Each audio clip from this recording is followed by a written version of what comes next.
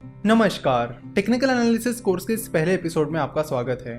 Fundamental analysis course, stock market course for beginners, the ultimate guide to mutual funds, इन 3 courses के बाद हम technical analysis का ये कोर्स ला रहे हैं। जब भी हमें स्टॉक मार्केट में किसी कंपनी में इन्वेस्ट करना होता है या किसी कंपनी का शेयर खरीदना होता है तो हमें सबसे पहले यही चीजें बताई जाती हैं कि पहले आपको एनालिसिस करना होगा।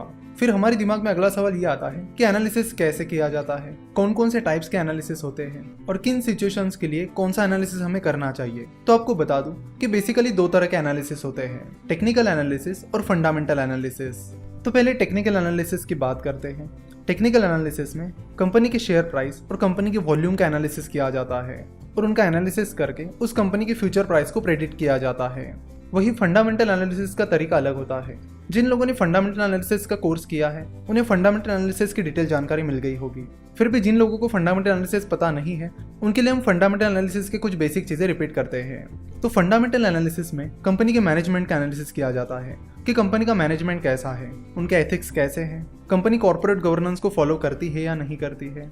देन कंपनी के फाइनेंशियल स्टेटमेंट्स को देखा जाता है और उनका एनालिसिस किया जाता है, जैसे कि balance sheet, profit and loss statement, cash flow statement, इनका एनालिसिस किया जाता है। उसके बाद कंपनी के प्रोडक्ट्स और सर्विसेज का एनालिसिस किया जाता है कि कंपनी के प्रोडक्ट्स क्या क्या हैं, कंपनी की सर्विसेज कौन कौन सी हैं, उनकी फ्यूचर में क्या डिमांड हो सकती है, फिलहाल वो प्रोडक्ट्स एंड सर्विसेज कैसे परफॉर्म कर रहे हैं, कौन सी नई चीजें कंपनी आगे चलकर लाने वाली है। इन सारी चीजों का एनालिसिस किया जाता है। साथ ही कंपनी का वैल्यूएशन निकाला जाता है और उसके बेसिस पर डिसाइड किया जाता है कि इस कंपनी के शेयर्स को किस प्राइस पर खरीदना सही रहेगा। चलो तो टेक्निकल एनालिसिस और फंडामेंटल एनालिसिस के इस डिफरेंस को एक एग्जांपल की मदद से समझते हैं। मान लीजिए कि आप फ्रूट्स खरीदने एक फ्रूट सेलर के पास जाते हो और आप उस फ्रूट सेलर से बिना फ्रूट्स की क्वालिटी देखे और बाकी चीजें देखे उस फ्रूट को खरीद लेते हो, क्योंकि इससे पहले 5 बार आपने उस फ्रूट सेलर से फ्रूट्स खरीदे थे और आपने जितनी बार भी उससे फ्रूट्स खरीदे हैं फ्रूट्स अच्छे निकले हैं और इसीलिए आप इस बार भी बिना कुछ देखे उस फ्रूट सेलर से फ्रूट खरीद रहे हो, क्योंकि उस फ्रूट सेलर से खरीदे हुए सारे फ्रूट्स पहले अच्छे निकले थे। तो ये होता है टेक्निकल एनालिसिस, जिसमें आप पास्ट परफॉर्मेंस के बेसिस पर फ्यूचर को प्रेडिक्ट करने की कोशिश करते हो।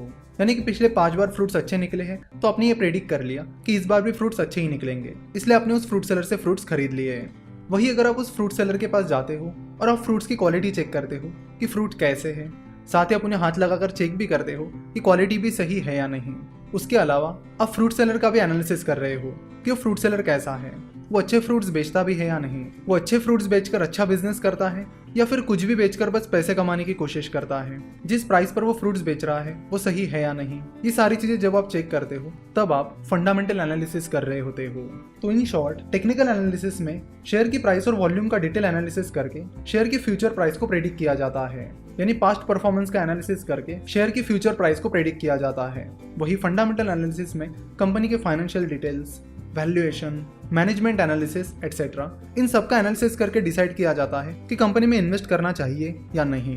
तो टेक्निकल एनालिसिस को शॉर्ट टर्म के लिए यूज किया जाता है, यानी अगर आप ट्रेडिंग करना चाहते हो या शॉर्ट टर्म के लिए शेयर खरीदने की प्लानिंग कर रहे हो तो आपको टेक्निकल एनालिसिस करना होता है, और लॉन्ग टर्म के लिए इन्वेस्ट कर रहे हो तो आपको फंडामेंटल एनालिसिस करना होता है।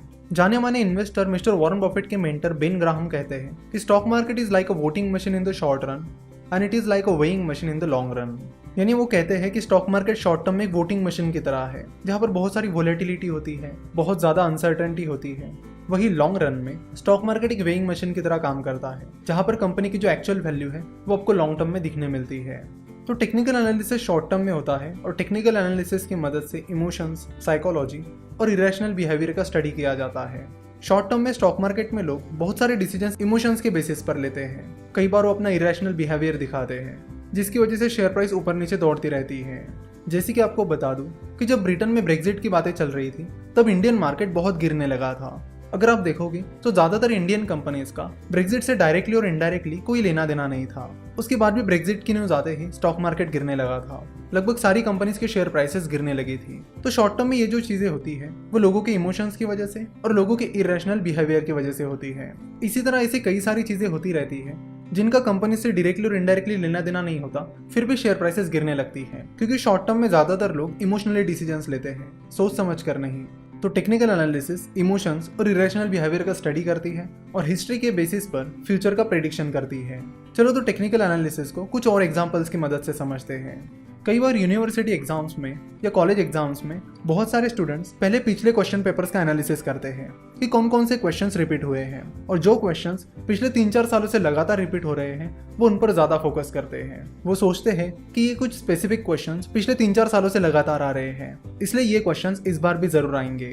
तो उन्होंने ये जो प्रेडिक्शन किया है कि ये क्वेश्चन इस बार आएंगे, ये टेक्निकल एनालिसिस के बेसिस पे किया है। उन्होंने पास्ट परफॉर्मेंस देखा और उसके बेसिस पर फ्यूचर परफॉर्मेंस को प्रेडिक्ट किया। उन्होंने देखा कि पिछले 3-4 सालों से लगातार ये क्वेश्चंस पूछा जा रहा है, इसलिए संभावना है कि इस साल भी ये क्वेश्चन रिपीट होगा। तो टेक्निकल एनालिसिस बिल्कुल यही करता है, पास्ट परफॉर्मेंस के बेसिस पर फ्यूचर को प्रेडिक्ट करता है। अब जरूरी नहीं है कि वो क्वेश्चन एग्जाम में आएगा ही आएगा, वो क्वेश्चन एग्जाम में आ भी सकता है और नहीं भी आ सकता है। तो इसी तरह टेक्निकल एनालिसिस की भी कोई गारंटी नहीं होती कि वो काम करेगा ही करेगा, वो बस एक प्रेडिक्शन देता है जो सही भी हो सकता है और गलत भी। चलो टेक्निकल एनालिसिस का और एक एग्जांपल लेते हैं। हम सभी का एक दोस्त ऐसा होता ही है जो बोलता है कि मैं 10 मिनट में आ रहा हूँ और फिर आधे घंटे बाद आ जाता है। तो शुरुआत में 1-2 बार जब आपका वो दोस्त आपसे कहता है कि मैं 10 मिनट में आ रहा हूँ और आधे घंटे बाद आता है, तो उसके बाद से अगर आपका वो दोस्त आपको नेक्स्ट टाइम बोलता है कि मैं 10 मिनट में आ रहा हूँ, तो आप पहले ही दिमाग में प्लान करके रखते हो कि आपका ये दोस्त आधे घंटे बाद आएगा और आप उसके अनुसार अपनी प्लानिंग करते हो।